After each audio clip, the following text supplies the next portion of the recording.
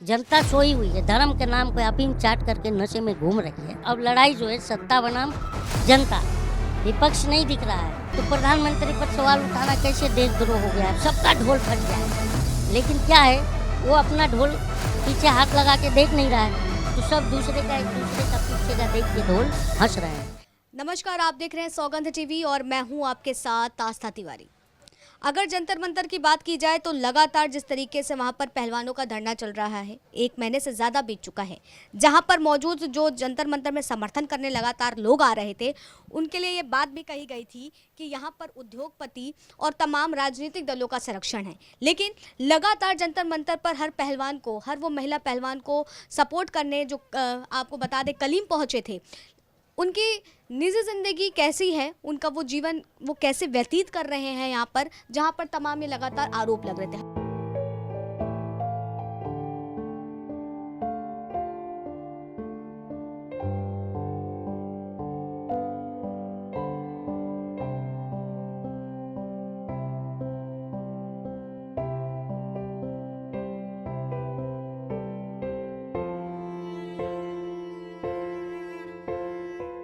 कलीम जी, जिस तरीके से आपने बताया कि लगातार आपको तमाम मुद्दों के लिए धमकाया जा रहा है, आप प्रोटेस्ट में जिस तरीके से सबका सपोर्ट करने वहाँ पर पहुँचे थे, क्या कुछ थी पूरी घटना? मैडम, मैं ये कह रहा हूँ, मैं मीडिया को इसलिए भी, कल मैं नेशनल मीडिया भी मुझे ये पकड़ी थी, मैं उस चैनल का नाम नहीं लेना चाहूँगा, और ये 1-2 चैनल वाले नहीं थे, बाहर भी मुझे थे, ये पकड़े थे कि आप कहाँ से आए हैं, क्या करें। मैंने बताया भी, तो फिर उन्होंने बोले इंटरव्यू लेना है। मैं बोला मुझे इंटरव्यू नहीं देना है, क्योंकि मैं जिससे लड़ रहा हूँ, तो आज हमारी जो भी जनता है, ये नॉट अबाउट कलीम, आज कमोबेश करोड़ों लोग का ये हाल है।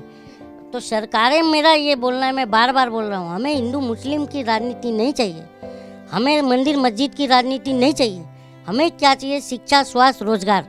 आज जो विपक्ष बात नहीं कर रहा है, तो मैं बार बार कह रहा हूँ ना कि 24 में जो लड़ाई है वो जनता बनाम सत्ता की है, जनता बनाम सत्ता की है। वो इसलिए है क्योंकि विपक्ष अपना खोया हुआ वजूद ढूंढ रहा है, वो हमारा बात तो नहीं उठा रहा है। हम तो ये नोटिस कर रहे हैं ना, तो हम ये चाहते हैं कि हमारा आवाज़ अब कोई नहीं उठा रहा है, तो हम खुद अपना आवाज़ बुलंद करें, क्योंकि हमको हमारा देश का कॉन्स्टिट्यूशन ये राइट्स दे रहा है। और 24 में जो लड़ाई है ना, संविधान बनाम जो संविधान को नहीं रौंद रहे हैं लोग, उनके बनाम के उनकी लड़ाई है। और हम जनता, हम ही तो संविधान है, क्योंकि हमें ही राइट्स दिया गया है संविधान के अंदर आर्टिकल 14 से लेकर 22 तक में, और हमें ही राइट्स दिया है आर्टिकल 25 से लेकर 28 में धार्मिक आज़ादी का। तो हम अपने धर्म को लेकर के क्यों लड़ रहे हैं? मेरा ये सवाल है। ये मेरा बेटा है, आप देख लीजिए, बेटा मेरा 7-8 साल 9 साल का बेटा है, ये मेरी बेटी है 11 साल की। आज बताइए, जो पूरी जनता, हम भी, मैं क्यों गया इस प्रोटेस्ट में शामिल होने? आज बताइए, हम किसी को बोल रहे हैं कि विपक्ष पार्टी आ रही है या जो कुछ भी उधर प्रोटेस्ट में आ रहा है, तो मैं इसलिए आपको बुलाया कि मैं एक देश का आम नागरिक हूँ। मैं जा रहा हूँ वहाँ पर, मेरे पास पैसे भी नहीं रहते हैं, मैं कहीं से लेके जा रहा हूँ वहाँ पर, क्योंकि मैं समझता हूँ ये मेरी जो बेटी है ना, ये भी विनेश फोगाट है, ये भी साक्षी मलिक है। इस देश में कोई नेता कैसे किसी बेटी पर कोई भी लांछन लगा देगा और जनता चुप रहेगी? ये मेरा सवाल है। संविधान है, कोर्ट है, कानून है, तो ये बात होती है। अगर मेरे बेटी पर कोई अगर आरोप लगा दे कि गली में कोई आदमी मेरी बेटी का हाथ पकड़ा, तो मैं उस आदमी से पूछताछ ना करूँगा क्यों पकड़ा, भले वो अफवाह हो या कुछ भी हो। तो ये हम ट्रांसपेरेंसी चाहते हैं सत्ता और जनता के बीच, हम जनता। आज मैं आपको बताऊँ, ये बच्चे मेरे 2 साल से कोरोना काल से पढ़ नहीं रहे। मेरे 45 से 50 लाख रुपए डूब गया मेरे बिजनेस में, madam. And I was in Vodafone as a territory manager that before 2016। नोटबंदी के बाद से मेरी जॉब चली गई, तो मैं ये फील्ड में आया अपना। मैंने ये प्रधानमंत्री कहेंगे केटली निकाल दो, मैंने चाय भी बेची, पकौड़ा भी बेचा। इनका तो पोल खुल गया पकौड़े का, पकौड़ा रोजगार बचाए थे। ये देखिए, इसमें बंधा हुआ है, ये सब पकौड़े का सामान है। ये देखिए, ये चाय की केटली है, मैं ये चाय लेके बेच रहा था। आज ये भी नहीं बिक रहा है, तो मैं किसका सवाल पूछूं? मार्केट जो मंडी की नीति आती है, सरकारें इसकी जिम्मेदार होती है। देखिए, मेरे संविधान के अंदर ये आप बोलते हो राइट टू एजुकेशन है, मैं संविधान पर बात कर रहा हूँ। ये मेरी बेटी का जो है मार्कशीट है, शेख जासमीन मोहम्मद जैद, ये मेरे बेटे का है, ये मेरी बेटी का है, ठीक है। और आज 2 साल से पढ़ नहीं रहेंगे तो शिक्षा, स्वास्थ्य, रोजगार पर बात होनी चाहिए कि हिंदू मुसलमान, सिख ईसाई पर बात होना चाहिए, हिंदू मंदिर, मस्जिद, गुरुद्वारा, चर्च पर राजनीति होनी चाहिए। क्या आप देश की जनता मानती है क्या इस बात को? इसलिए मैं ये बात कहना चाह रहा हूँ, हमें लड़ना नहीं है। अब हमें लड़ना जिसके लिए, क्योंकि हम जब हमारे बच्चों का शिक्षा बचेगा ना तभी धर्म बचेगा। मैं ये मानता हूँ। है आपको कि मतलब जो सरकारें मुझे हैं, क्यों डराया जा रहा है, मैं ये पूछ रहा हूँ। मैं जेल में क्यों जाऊंगा? आपको क्यों क्या डराया गया है और क्या क्या धमकी हमें दी गई? एक यूट्यूबर है बॉम्बे का, उसने भी खबर चलाई कलिंग फेंक जाएंगे जेल। क्यों जाएंगे जेल? प्रधानमंत्री से हम सवाल ना पूछें? आज हम भूखमरी के कगार पर आ गए हैं मैडम जी। मिडिल क्लास 50 से 55 लाख रुपया मैं बिजनेस में डुबा के बैठा हूँ। मैं इसीलिए इधर दिल्ली भी आया कि यहीं मीडिया आवाज़ सुनेगी मेरी। मैं मीडिया हाउस को ढूंढ रहा हूँ, लेकिन मीडिया हमें क्या दिखा रही है ये मैं पूछ रहा हूँ। पहले की जो मीडिया थी, ये लोगों के किचन में घुस करके हम महिलाओं के, आम जो गृहिणी होती हैं, हाउसवाइफ होती हैं, उनके किचन का बजट बताती थी। वो मीडिया कहाँ है? मैं उसी को तो ढूंढ रहा हूँ। कल मुझे वही मीडिया ने पकड़ा आंदोलनजीवी बताने के लिए। मैं आंदोलनजीवी हूँ, ये मैं पूछ रहा हूँ। लेकिन लगातार ये तमाम बातें कही जाती है सरकार की तरफ से कि ये योजनाएं दी हैं, तमाम योजनाएं, घर की भी योजनाएं उनके तमा रही है। तो आपने क्या देखिए ना, घर की योजना सब फॉल्स योजना, इसीलिए मैं एक्सपोज कर रहा हूँ इनको। ये मेरे बच्चों के आधार कार्ड है, ये आधार कार्ड आप देखिए, इसलिए कि एड्रेस का प्रूफ हो जाएगा आपको। ये मेरा आधार कार्ड है, ठीक है। आप सबका एड्रेस एक है, ये मेरा खुद का फ्लैट था, सबका एड्रेस सेम है। मैं आपको बोल के भी बता देता हूँ, देख लीजिए। 4th फ्लोर, रूम नंबर 403, थाने, महाराष्ट्र, ठीक है। तो ये मेरा घर था, आप वहाँ के भी जा करके पता कीजिए, घर बिक गया कर्जे। कैसे? क्यों? हम बिजनेस करते गए। मेरे अमेजोन पर मेरा आईडी है जासमीन इंटरप्राइज, गारमेंट्स का मेरा बिजनेस था, होटल भी था, सारे डूब गए। तो सरकार जो कह रही है आज बार बार, जो राहुल गांधी कह रहा है कि छोटे मीडियम बिजनेस तबाह हो रहे हैं, तो उसको पप्पू कहा जा रहा है। वो पप्पू नहीं लग रहा है मुझे, अब पप्पू नहीं लग रहा है, क्योंकि आज हम बर्बाद हो गए। यही आपको मैं बताता हूँ, यही दिल्ली में रमजान के में यही 9 नंबर पर मैंने पकोड़े की दुकान लगाई, पूरा महीना पकोड़ा बेचा, उसमें भी मैं आज 8,000 कर्जे में आ गया। तो किससे सवाल करूं? अब इसलिए मैं बोल रहा हूं कि अब लड़ाई जो है सत्ता बनाम जनता, विपक्ष नहीं दिख रहा है। विपक्ष होता तो हम मिडिल क्लास, मैं अपने अकेले की बात नहीं कर रहा हूँ, इसीलिए आपको बुलाया हूँ। ये पूरे देश की बात है। और देश को किधर लेके जा रहे हो? हाँ, कि हिंदू राष्ट्र बनाओगे, मुस्लिम राष्ट्र बनाओगे, सिख राष्ट्र बनाओगे, ईसाई राष्ट्र बनाओगे, कोई भी राष्ट्र में हमारा मिडिल क्लास कहाँ बैठता है? मैं बार मेरी ये मूर्ख जो बददिमाग जनता है, मैं इसको समझा रहा हूँ कि भाई हम जब शिक्षा बचाएंगे तब हमारा धर्म बचेगा, संविधान बचाएंगे तब हमारा धर्म बचेगा। क्योंकि संविधान में ही धर्म बचाने का आर्टिकल है 25 से 28 धार्मिक आज़ादी का। जब वो नहीं बचेगा तो धर्म कैसे बच जाएगा? मैं लोगों से सवाल कर रहा हूँ। लगातार जो आपको धमकियां मिली, वो आप जब वहां पर पहुंचे हैं आंदोलन में, आपने उनका समर्थन किया, उसके बाद से ये तमाम चीजें आ रही हैं। मैंने क्या गलत मुद्दा उठाया है? अगर प्रधानमंत्री, मैं अगर कुछ गलत करता हूँ शिक्षित होकर, तो मेरे शिक्षा पर गलत सवाल ना उठेगा कि शिक्षित होकर ये काम कर रहा है? तो प्रधानमंत्री भी शिक्षित है, हाँ? तो शिक्षित होकर के बताइए, हमारा भवन बिक गया, आप संसद भवन बनवा रहे हैं, तो हम जनता को क्या फायदा है? पुराने संसद भवन से सशक्त भारत बना हमारा, परमाणु सशक्त भारत, हाँ? तो कम से कम जनता का भवन निर्माण होता। आज विपक्ष किसकी राजनीति कर रहा है? कौन उद्घाटन करेगा, कौन नहीं करेगा? अरे तुम करो, लेकिन हम जनता के भूखे हैं, उसको कौन देखेगा? जमीनी हकीकत की तो असल में बात ही नहीं होनी चाहिए, नहीं होनी चाहिए। आज कि आप लोग जो भी नेशनल मीडिया है, इसे घर के जो भी मिडिल क्लास है, आज 3rd क्लास के ऊपर आके खड़ा हो गया। मैडम जी, ये मेरे बच्चे हैं, देख लीजिए, 2 साल से पढ़ नहीं रहे हैं, 2 साल से नहीं पढ़ रहे हैं। मैं इनको लेकर के, इसलिए मैं ये आंदोलन में इन चीज़ तो नहीं बोल सकता, लेकिन मैं आंदोलन में सपोर्ट इसलिए करता हूँ कि देश की सारी मेरी बेटियों की बात है, तो हमें जाना चाहिए। हम भले गरीब हो, अमीर हो, किसी भी तबके के हो, इन खिलाड़ियों का समर्थन करना चाहिए, क्योंकि आज इनकी आवाज़ जो है देश की बेटियों की आवाज़ बन गई। मैं ये मानता हूँ, इसलिए मैं जा रहा हूँ, इसलिए समर्थन कर रहा हूँ इसका। लेकिन ज़मीनी हकीकत की जो बात करेंगे मैडम जी, तो ये हालत है आज हम मिडिल क्लास का, और सबका ढोल फट गया है। लेकिन क्या है, वो अपना ढोल पीछे हाथ लगा के देख नहीं रहा है, तो सब दूसरे का, एक दूसरे का पीछे का देख के ढोल हंस रहे हैं। मैं ही जनता हूँ ना, चाय की दुकान, पान की दुकान पर हम लोग बैठते हैं, वहाँ जनता मिलती है। जनता कर्जा लेकर के शादी कर रही है, कर्जा लेकर के अपना, ये कर्जे में पूरे मिडिल क्लास के 60-70% लोग कर्जे में आ गए हैं मैडम जी। तो ये इस पर बात कौन करेगा? मैं ये कह रहा हूँ, ये सवाल होना चाहिए, और 24 में यही मुद्दा बनना चाहिए, और ना बनेगा तो मैं देश की गली गली घूमने वाला हूँ। आपने मतलब सोच के रखा है 2024 में यही मुद्दा है, शिक्षा, स्वास्थ्य, रोजगार। अब मैं ये सरकार को मैं देखिए, जब जनता आती है ना, मैं रामधारी सिंह दिनकर जी कहते थे सिंहासन खाली करो, कि अब जनता आ रही है।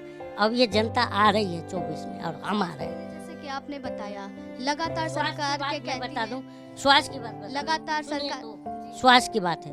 मैं स्वास्थ्य पर भी सवाल इसलिए उठा रहा हूँ, मैं डायबिटीज पेशेंट हूँ 9 साल से। आज 1-1.5 महीने से मैं दवा नहीं खा रहा हूँ, खरीदूँ कैसे? क्यों? ग्लाइचेक मैं खाता हूँ 80, ग्लाइचेक 80 की कीमत 40 रुपये होती थी, 42 रुपया।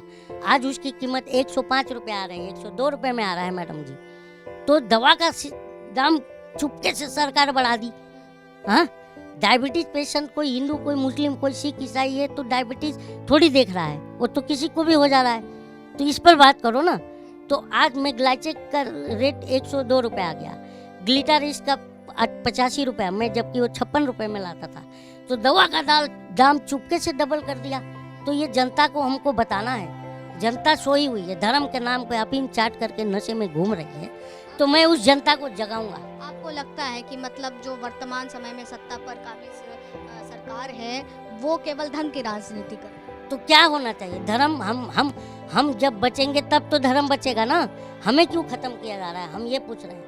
हम मिडिल क्लास, गरीब, और गरीबी जो है ना, किसी पर भी आ सकती है, वो जात पात धर्म नहीं देखती इसमें। इसलिए मैं मेरी जो मंद बुद्धि जो जनता है, मेरे भाई है ना, हम ही उनके बीच में जाके बैठते हैं, और सत्ता की बातें आप लोग जो दिखाते हो उस पर हम बहस कर लेते हैं। यही भारत की सच्चाई है, वही बात पर बात होनी चाहिए अब।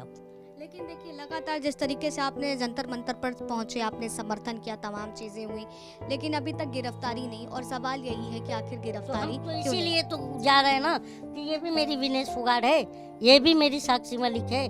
कल इसको भी ऐसा हो जाएगा तो कौन करेगा, कौन जिम्मेदार है मैडम जी?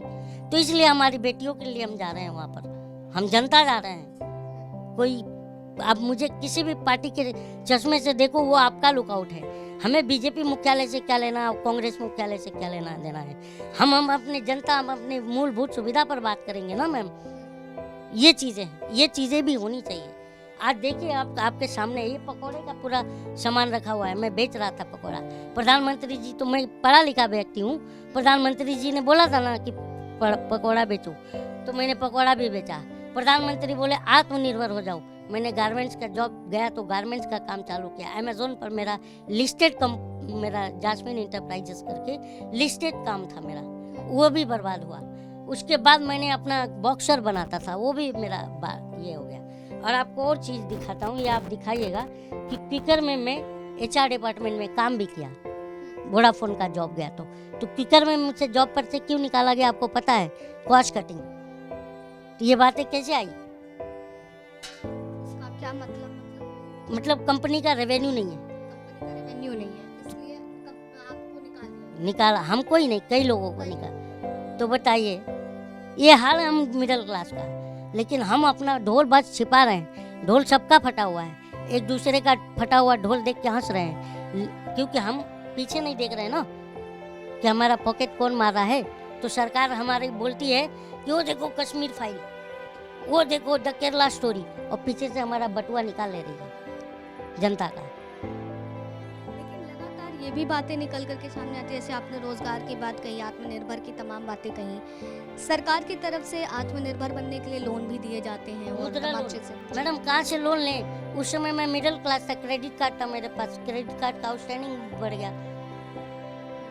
कहाँ से? और देखिए, नोटबंदी के दौर में जो तमाम चीजें हुई, बहुतों की जॉब गई, जिसमें आप भी मैडम, एक अरे, शामिल हैं। मेरा और कहना है जब ये गई उसके बाद सरकारों को हमारे ऊपर ध्यान देना चाहिए ना, कि अब जो हुआ उसको, अभी भूकंप आ जाता है, घर गिर जाता है, तो फिर वो घर बनाने के लिए खड़ा नहीं किया जाता, घर किया जाता है कि वैसे ही छोड़ दिया जाता लवारिस।